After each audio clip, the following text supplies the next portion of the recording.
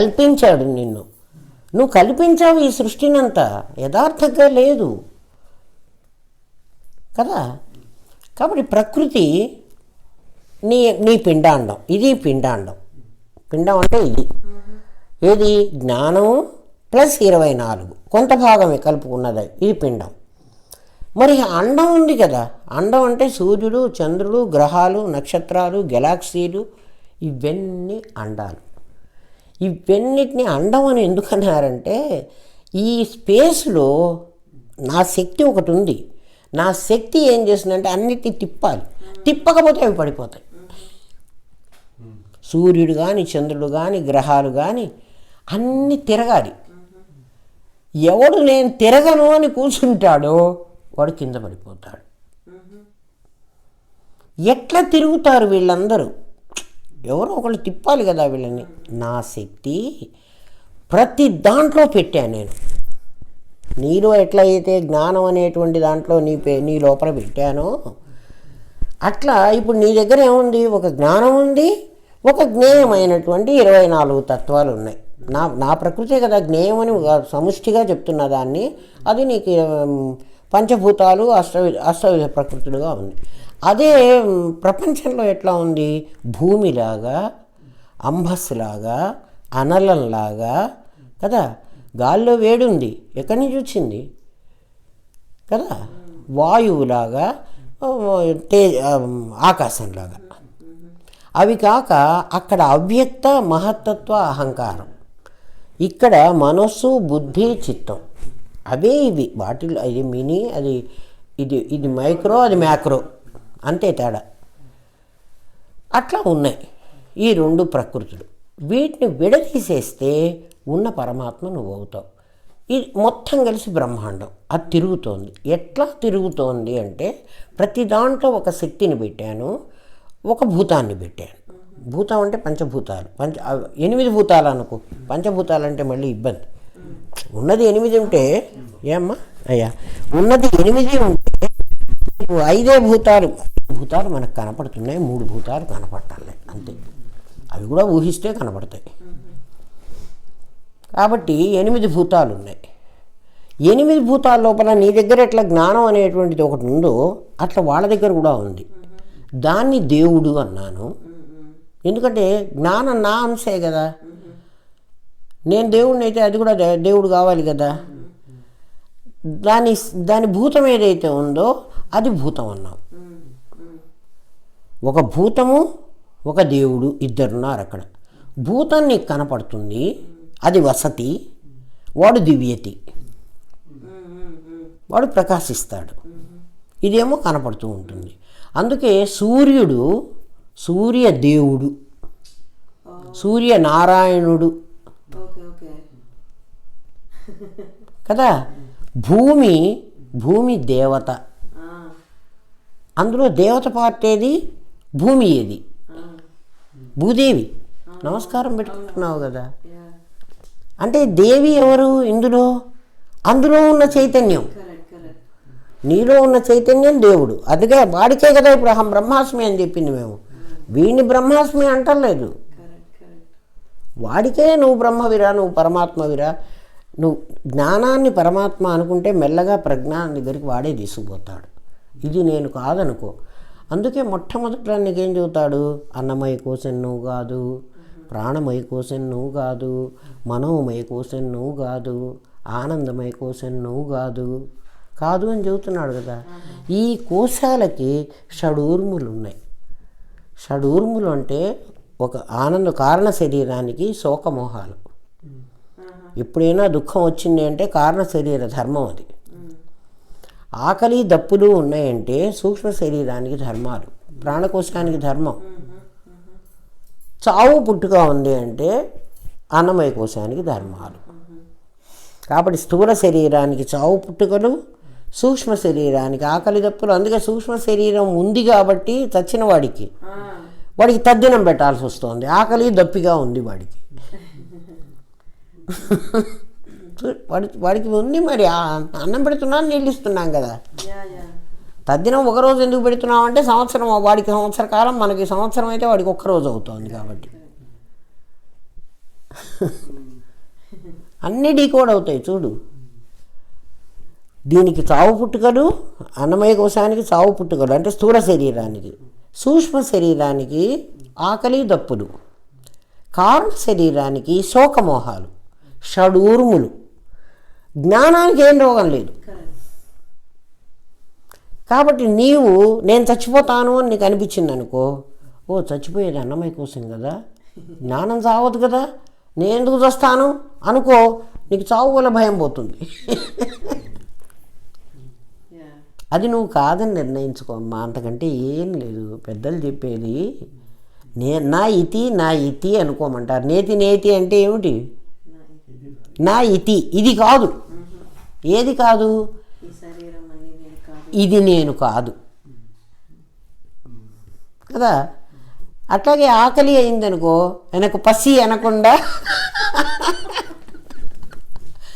అది సూక్ష్మ శరీరానికి పెడుతూ కూడా తిండి దానికి పెడుతున్నానని అనుకో, నీకు ఆకలి కాదు హేమ, నువ్వు తినలేకపోవడం కూడా ఉండదు. అది ఎంత తినాలో అంత తినేస్తుంది. నేను తింటున్నాను అనుకుంటే నేనెవరో ప్రశ్న వేసుకో. నువ్వు ఇదే కాదు కదా, అట్లా అర్థం చేసుకో. కాబట్టి అండం, పిండం, బ్రహ్మాండం, దానికి దీనికి కలుగుతున్నటువంటి ఘర్షణే నీకు సంసారం. ఎవరికి? నీ దగ్గర ఉన్న కొంతమంది నువ్వు నాదని పెట్టేసుకున్నావు. ఇప్పుడు 100 మంది సర్వెంట్స్ ఆఫీస్లో, నీకు 100 మంది, నువ్వు టీం లీడర్ మేనేజర్ అనుకో, నీకు 100 మంది టీములు ఉంటారు. ఈ టీం నాది అని కొంతమందిని దగ్గర దిగి మిగిలిన వాళ్ళకందరికీ ఏం పుడుతుంది? వీళ్ళందరినీ ఎట్లనైనా కిందికి బీకాలి అనిపిస్తుందా? అనిపించదా? వాళ్ళు అదే చేస్తున్నారు. నువ్వు కొంతమందిని దగ్గర పెట్టుకుని కొంతమందిని కాదంటున్నావు. మేమేమంటామంటే, నువ్వు వీళ్ళని విడదీయరా, ముందు నువ్వొక్కడివి అయిపో. నువ్వు ఎప్పుడైతే ఈ శరీరం వదిలిపెట్టేశావో నువ్వు విక్రముడిపోతావు, త్రివిక్రముడు. బలిచక్రవర్తికి చెప్పింది వామన అవతారంలో ఏం చెప్పాడు? నాకు 3 అడుగులు స్థలం కావాలన్నాడు కదా. 3 అడుగుల్లో 1 అడుగుతో భూమినంతా ఆక్రమించాడు, 1 అడుగుతో ఆకాశాన్ని ఆక్రమించాడు. భూమి ఆకాశాలకు మధ్యలో ఇంకేమన్నా ఉందా? ఇంకేం లేదు కదా. భూమి ఉంది, ఆకాశం ఉంది, 2 అడుగుల్లో తీసేసుకున్నాడు. ఇప్పుడు 3వ అడుగు ఎక్కడ పెట్టను అని అడిగాడు. బలి నా నెత్తి మీద పెట్టు అన్నాడు కదా కథలో. ఇప్పుడు భూమి అంతా వామనమూర్తి తీసేసుకుంటే బలి భూమిలోనే కదా ఉన్నాడు. కాబట్టి బలి కూడా వామనమూర్తిలోకి వెళ్ళిపోయినాడు కదా. ఇప్పుడు బలికి ఇంకా తల ఎక్కడి నుంచి వచ్చింది ఆలోచించలే కదా నువ్వు. బలికి ఎక్కడి నుంచి వచ్చిందంటే బలి అహం ఇంకా మిగిలింది కదా, ఆ అహం మీద పెట్టమన్నాడు. బలి ఎప్పుడో పోయినాడు, ఎందుకంటే 1 కాలు పెట్టేటప్పటికీ అంతే కదా. 2 అడుగులు, 1 అడుగు భూమి మీద పెట్టాడు, 1 అడుగు ఆకాశం మీద పెట్టేశాడు. ఇప్పుడు 3వ అడుగు ఎక్కడిస్తావు నాకు దానం ఇయ్యమని అడిగాడు. ఎప్పుడైతే భూమి మీద అడుగు పెట్టగానే మొత్తం పోయిందో, కాబట్టి బయలు నువ్వు పురాణాలు అట్లా చదువుకో, ఇంకా చదవద్దు. నువ్వేం చదువుతావు? అవన్నీ చదివేటప్పటికి జీవితకాలం అయిపోతుంది, వేస్ట్. అర్థమైందా? అహం మీద పెట్టమన్నాడు, నా అహం అణగదొక్కమన్నాడు. అహాన్ని ఎక్కడికి అణగదొక్కాడు? పాతాళానికి పెట్టాడు, అంతే కదా. బలిని పాతాళ లోకానికి పెట్టాడు. అక్కడ నువ్వు ఉంటావు అన్నాడు. పాతాళ లోకానికి పంపించి అక్కడ నువ్వు ఉంటావు అన్నాడు. నేను ఉంటాను అహం పోయిన తర్వాత? ఇప్పుడు సరే, చర్మం మొదలు అహం వరకు అండం అన్నాను. చర్మం మొదలు అహం వరకు పోయింది, వామనమూర్తి అడుగు పెట్టగానే పోయింది. అహం మిగిలింది వాడికి. ఇంకా ఆ అహాన్ని అణగదొక్కేశాడు. ఇంకా ఎవడు మిగలాలి? వాడి జ్ఞానం మిగలాలి. జ్ఞానం ఏమిటి? పరమాత్మే కదా, వాడు ఎప్పటికీ ఉంటాడు కదా. కాబట్టి బలి ఉన్నాడు అంటే అది.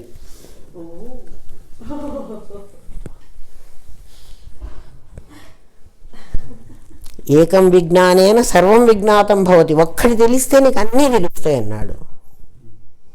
ఆ ఒక్కటి తెలుసుకో, ఆ ఒక్కటి నీ దగ్గరే ఉంది. నువ్వు కాండాన్ని కలుపుకుని ఒక టీముని నాదంటున్నావు, అది పెద్ద తప్పు చేశావు. మిగిలిన టీం అంతా నిన్ను కొట్లాడుతున్నారు. నిన్నేమనమంటున్నాడంటే ఆ మొత్తాన్ని ఇప్పుడు దీన్నన్నా వేరు చెయ్యి, వేరు చేసి నువ్వు ఎవడిగో నిర్ణయించుకో. అప్పుడు నువ్వు ఈ శరీరం వదిలిపెట్టేసి నువ్వు విజృంభిస్తావు, నువ్వు పెద్దవాడివి అయిపోతావు. ఎప్పుడైతే నువ్వు పెద్ద అయిపోతావో ఈ ప్రపంచం అంతా నీ లోపలికి వస్తుంది, అప్పుడు ప్రవిలాపనం అవుతుంది. ప్రపంచం అంతా నా లోపలికి ఎట్లా వస్తుంది అంటే నీకు నీకు థియరిటికల్గా చెప్తా, ప్రాక్టికల్గా నువ్వు ప్రయత్నం చేసుకోవాలి. నేను ఒక వస్తువును చూస్తున్నాను అంటే, ఇప్పుడు నేను నా కంటితో ఆ కృష్ణుడు బొమ్మను చూస్తున్నాను అంటే నా కంటి నుంచి నా దృక్కు దాన్ని ఆక్యుపై చేయాలి. నా కిరణాల లోపలికి ఆ ఫిగర్ రావాలి.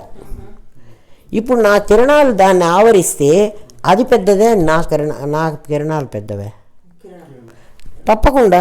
కాబట్టి ఈ ప్రపంచం అంతా నయాగరా కానీ, హిమాలయ పర్వతం కానీ, ఆర్కిటిక్, అంటార్కిటిక్ అవన్నీ కూడా నా లోపలికే వస్తాయి. ప్రవిలాపనం కానీ నేను ఎప్పుడైతే వ్యాపించానో ప్రపంచం అంతా నా లోపలికే వస్తుంది. ఎట్లా వస్తుంది? అదంతా దర్పణ దృశ్యంలాగా వస్తుంది కదా. ఇప్పుడు నయాగరా నీ లోపలికి ఎట్లా వచ్చింది కదా. అట్లా నిన్ను విజృంభించమన్నాడు. ఇప్పుడు అర్థమైందా? 1.5 అవర్ అయిందా? ఓం తత్సత్. స్వస్తి ప్రజాభ్య పరిపాలయంతా న్యాయేన మార్గేణ మహిన్మహేష. గోబ్రాహ్మణేభ్య శుభమస్తు. నిత్యం లోకా సమస్తా సుఖినో భవంతు. ఓం పూర్ణమదః పూర్ణమిదం పూర్ణాత్ పూర్ణముదచ్యతే పూర్ణస్య పూర్ణమాదాయ పూర్ణమేవావశిష్యతే. ఓం శాంతి శాంతి శాంతి.